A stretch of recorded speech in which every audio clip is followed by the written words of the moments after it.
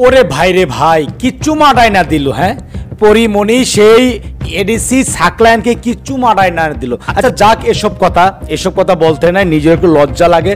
তো দর্শক শ্রোতা, সেই পরিমণির কাণ্ডে এবার চাকরি হারাচ্ছেন এডিসি সাকলায়ন। সুপ্রিয় দর্শক, সাকলায়নের বউ যখন বাসায় থাকতো না, ঠিক সেই সময়ের ভিতরে পরিমণি সেই বাসায় গিয়ে উঠত, এমনকি অনেকক্ষণ সময় দিত সেই সাকলায়নের সাথে। এদিকে সে পরিমণির কাণ্ডে কঠিনভাবে অপমানিত হয়ে চাকরি হারাচ্ছেন সেই এডিসি সাকলায়ন। দর্শক শ্রোতা, রীতিমতো আজকের এই ভিডিওটি দেখলে আপনি অবাক হয়ে যাবেন, কেননা অত্যন্ত গুরুত্বপূর্ণ কিছু চাঞ্চল্যকর তথ্য রয়েছে আজকের এই ভিডিওতে। যে ভিডিওটি দেখলে আপনার গায়ের পশম দাঁড়িয়ে যাবে যে পরিমণি এত খারাপ মনের মানুষ হতে পারে, কিভাবে এই সমস্ত কাজ করতে পারে। সুপ্রিয় দর্শক, আমরা বেশি কথা বলবো না, সেই ভিডিওতে চলে যাব। ভিডিওতে যাওয়ার আগে সবার প্রতি ছোট্ট একটি রিকোয়েস্ট থাকবে, আপনি যদি আমাদের এই চ্যানেলের নতুন ভিউয়ার্স হয়ে থাকেন, দয়া করে প্রতিদিন সবার আগে আপডেট নিউজগুলো পেতে আমাদের এই চ্যানেলটি সাবস্ক্রাইব করে রাখুন, এবং ফেসবুক পেজ থেকে দেখে থাকলে অবশ্যই আমাদের পেজটি ফলো দিয়ে রাখুন। দর্শক, কে কোন জেলা থেকে আজকে আমাদের এই ভিডিওটি দেখছেন অবশ্যই কমেন্টস করে জানিয়ে দিন। দয়া করে আজকের এই ভিডিওটি একটু শেয়ার করে দিন, একটি লাইক দিয়ে দেখতে থাকুন সম্পূর্ণ ভিডিওটি। আরে পরিমণি রে, কি কাজ জানাই। পরিমণির সঙ্গে অবৈধ সম্পর্কে জেরে শেষ পর্যন্ত চাকরি হারাচ্ছেন এডিসি গোলাম সাকলায়ন। তদন্তে উঠে এসেছে, নায়িকা পরিমণির সঙ্গে সাকলায়নের বিবাহ বহির্ভূত অনৈতিক সম্পর্ক ছিল। সাকলায়ন পরিমণির বাসায় গিয়ে থাকতেন। সাকলায়নের স্ত্রী তার সরকারি বাসায় না থাকার সময় পরিমণি গিয়ে রাত্রি যাপন করেছেন।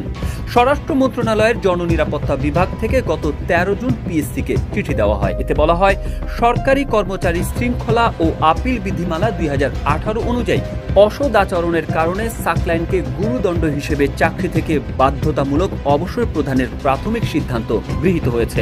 সাকলায়নের চাকরি হারানোর বিষয়ে পরিমণিকে জিজ্ঞেস করলে সংবাদ মাধ্যমকে তিনি জানান, বিষয়টি ব্যক্তিগত পর্যায়ে এখনো আসে নাই। ব্যক্তিগত পর্যায়ে যদি আসে তখন আমি কথা বলবো। এখন মনে হয় না আমার কোনো কথা বলার দরকার আছে। আর সাকলায়নের বক্তব্য জানতে তাকে ফোন এবং SMS পাঠানো হলে কোনো সাড়া পাওয়া যায়নি। 2021 সালে ঢাকা বোট ক্লাবে ধর্ষণ চেষ্টা ও হত্যা চেষ্টার শিকার হয়েছিলেন এমন অভিযোগ এনে ওই বছরের জুন মাসে সাভার থানায় মামলা করেছিলেন আলোচিত চিত্রনায়িকা পরিমণি মামলায় অভিযোগ করেছিলেন 8 জুন রাতে তাকে কৌশলে সাভার ঢাকা বোট ক্লাবে ডেকে নিয়ে যান তার পূর্ব পরিচিত তুহিন। সেখানে জোর করে তাকে মদ পান করানোর চেষ্টা করেন নাসির। এক পর্যায়ে তাকে ধর্ষণের এবং হত্যার চেষ্টা চালানো হয়। তবে ঘটনার 5 দিন পর সে বছরের 13 জুন নিজের ফেসবুক পেজে দেওয়া এক পোস্টে প্রথম বিষয়টি জানান পরিমণি। পোস্টে লেখেন, আমাকে রেপ এবং হত্যার চেষ্টা করা হয়েছে। সেদিন রাতেই বনানীর বাসায় সাংবাদিকদের ডেকে ঢাকা বোট ক্লাবে সেই রাতে কি ঘটেছিল তার বর্ণনা দেন। সেদিন কথা বলার সময় বারবার কাঁদছিলেন তিনি। পরদিন 14 জুন সাভার থানায় পরিমণি বাদী হয়ে ব্যবসায়ী নাসির ও তুহিনের নাম উল্লেখ সহ অজ্ঞাত পরিচয় আরো 4 জনের বিরুদ্ধে মামলা করেন। ওই মামলার তদন্তের অংশ হিসেবে পরিমণিকে গোয়েন্দা কার্যালয়ে ডেকে নিয়ে জিজ্ঞাসাবাদ করা হয়। তখনই ডিবির গুলশান বিভাগের অতিরিক্ত উপকমিশনার গোলাম সাকলায়ন শিথিলের সঙ্গে পরিচয় হয় পরিমণির। এরপর দুজনের মধ্যে শুরু হয় যোগাযোগ। নিয়মিত পরিমণির বাসায় যাতায়াত শুরু করেন গোলাম সাকলায়ন শিথিল। মাঝে মধ্যে গাড়ি নিয়ে বের হতেন দুজনে।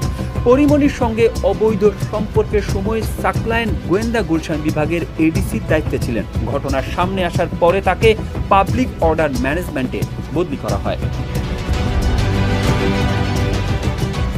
সাকলায়ন বিবাহিত ও এক সন্তানের বাবা হওয়া সত্ত্বেও পরিমণির সাথে তার বিবাহ বহির্ভূত অনৈতিক সম্পর্ক স্থাপন, পরিমণির সঙ্গে জন্মদিন উদযাপন ও নিজের সরকারি বাসভবনে নিজ স্ত্রীর অবর্তমানে সময় কাটানোর মতো ঘটনা বিভিন্ন প্রচার মাধ্যমে প্রকাশিত হওয়ায় সরকারের ভাবমূর্তি ক্ষুণ্ণ হয়েছে উল্লেখিত অভিযোগে তার বিরুদ্ধে বিভাগ। সাকলায়ন বিবাহিত ও এক সন্তানের বাবা হওয়া সত্ত্বেও পরিমণির সাথে তার বিবাহ বহির্ভূত অনৈতিক সম্পর্ক স্থাপন, পরিমণির সঙ্গে জন্মদিন উদযাপন ও নিজের সরকারি বাসভবনে নিজ স্ত্রীর অবর্তমানে সময় কাটানোর মতো ঘটনা বিভিন্ন প্রচার মাধ্যমে প্রকাশিত হওয়ায় সরকারের ভাবমূর্তি ক্ষুণ্ণ হয়েছে উল্লেখিত অভিযোগে তার বিরুদ্ধে বিভাগীয় মামলা হয়।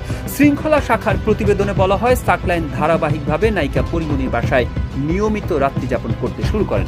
বিভিন্ন সময়ে দিনে ও রাতে নায়িকা পরীমনির বাসায় সাকলায়েন অবস্থান করেছেন বলে প্রমাণ পাওয়া যায় মোবাইলের ফরেনসিক রিপোর্ট দেখে। দর্শক শ্রোতা ও আমার কলেজের ভাই ও বোনেরা, আপনারা সেই ভিডিওটি দেখতে পারলেন।